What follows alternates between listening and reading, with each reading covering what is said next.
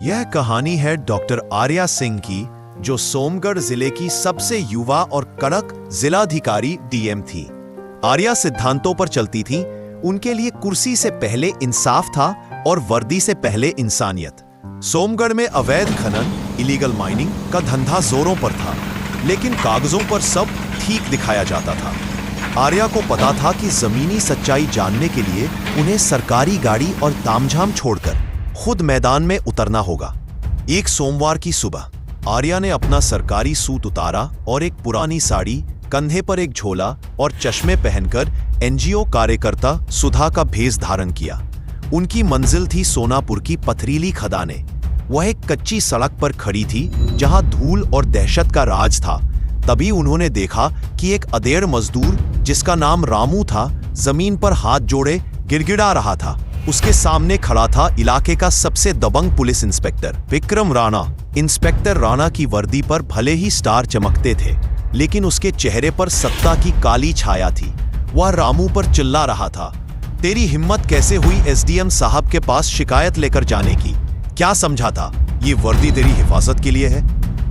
रामू ने कांपते हुए कहा, साहब, मेरी पूरी जमीन में जहर घुल गया है। मेरी बेटी बीमार है।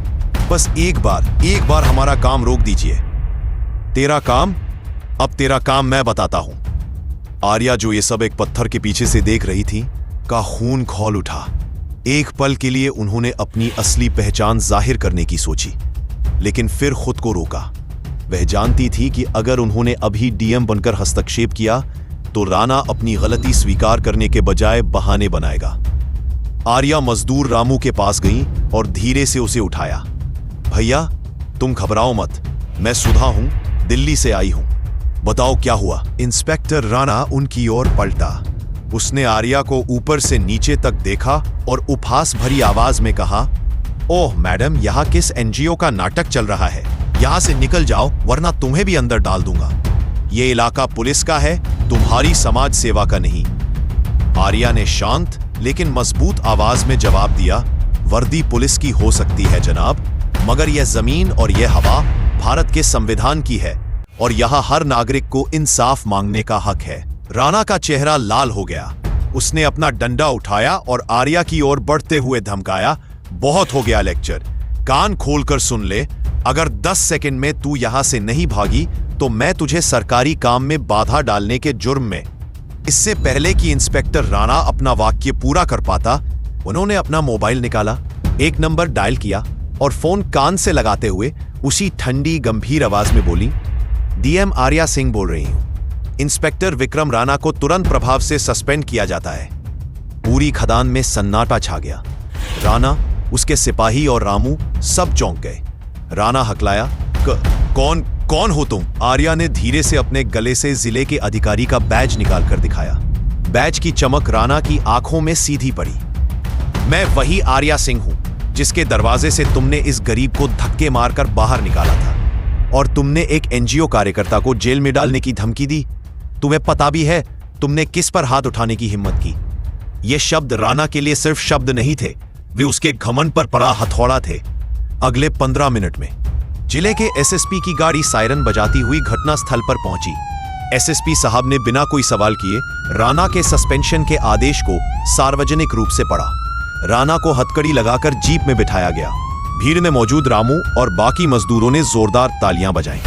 आर्या ने रामू के पास जाकर कहा, तुम्हारा इंसाफ होगा, हर गलती की सजा तय है, सिस्टम का जाल और सच की लड़ाई। अगली सुबह आर्या ने राणा के खिलाफ सिर्फ बदसलूकी का नहीं, बल्कि अवैध खनन और रिश्वतखोरी का मामला दर्ज करने का आदेश दिया। लेकिन यह लड़ाई इतनी आसान नहीं थी। राणा अकेला नहीं था, वह सोमगढ़ के खनन माफिया और कुछ बड़े राजनेताओं के बीच की कड़ी था।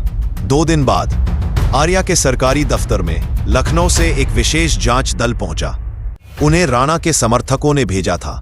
जांच दल के प्रमुख ने आर्या से कहा, मैडम, आप एक स्थानीय अधिकारी के पीछे पड़कर जिले की कानून व्यवस्था बिगाड़ रही है। इंस्पेक्टर राणा की जांच की जा सकती है, लेकिन उन्हें सीधे सस्पेंड करना हमारी प्रक्रिया के खिलाफ है। यह सीधे आर्या को चुप रहने की चेतावनी थी।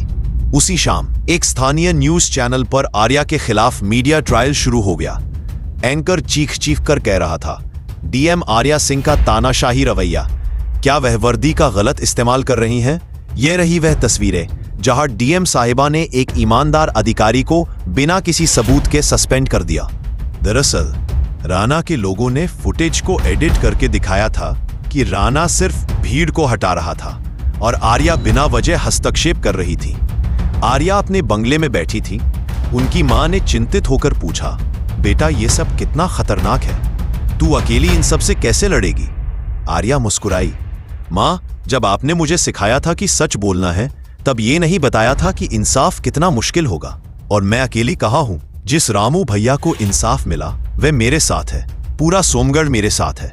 आर्या जानती थी कि राणा के खिलाफ सिर्फ एक घटना का नहीं बल्कि उसके पूरे नेटवर्क का पर्दाफाश करना होगा। उन्होंने तुरंत अपने सबसे भरोसेमंद जूनियर अफसर पंकज को बुलाया। पंकज, हमें राणा के पूरे कॉल रिकॉर्ड्स, पिछले 6 महीनों के सरकारी खनन परमिट और उसके सभी बैंक ट्रांजैक्शन की डिटेल चाहिए। हमें वे सच उजागर करना है जिसे कोई मीडिया हाउस झुठला न सके। अवैध खनन वाली जगहों की जियो टैग्ड तस्वीरें और राणा द्वारा माफिया को दिए गए सुरक्षा कोड के ऑडियो रिकॉर्ड। अगले दिन आर्या ने मीडिया ट्रायल का जवाब प्रेस कॉन्फ्रेंस से नहीं दिया, बल्कि उन्होंने एक चौंकाने वाला कदम उठाया। उन्होंने रात के 3 बजे एसएसपी को साथ लेकर सोनापुर खनन क्षेत्र पर छापा मारा। जैसे ही वे पहुंचे, वहां 1 दर्जन से ज्यादा अवैध डंपर और खनन मशीनें काम कर रही थीं। आर्या ने मौके पर मौजूद खनन माफिया के मुखिया को रंगे हाथों पकड़ा, जिसने तुरंत भागने की कोशिश की। उसी वक्त आर्या ने अपने मोबाइल से एक और कॉल किया। यह कॉल उनके द्वारा पहले से तैयार किए गए एक स्वतंत्र यूट्यूब पत्रकार को था, जिसने बिना किसी डर के पूरा ऑपरेशन लाइव स्ट्रीम कर दिया। डीएम आर्या सिंह का यह सीधा एक्शन बिना किसी कागजी तामझाम के पूरे देश ने देखा। अवैध खनन माफिया का मुखिया गिरफ्तार हुआ और राणा के खिलाफ सारे सबूतों की पुष्टि हो गई। कुछ ही घंटों में राणा को सिर्फ सस्पेंड ही नहीं किया गया, बल्कि माफिया से संबंध रखने और भ्रष्टाचार के आरोप में जेल भेज दिया गया। अगले दिन आर्या ने रामू और सभी मजदूरों के सामने एक घोषणा की, यह वर्दी सिर्फ एक कपड़ा नहीं, यह इंसाफ का प्रतीक है। आज से सोमगढ़ में वर्दी का इंसाफ लागू होगा।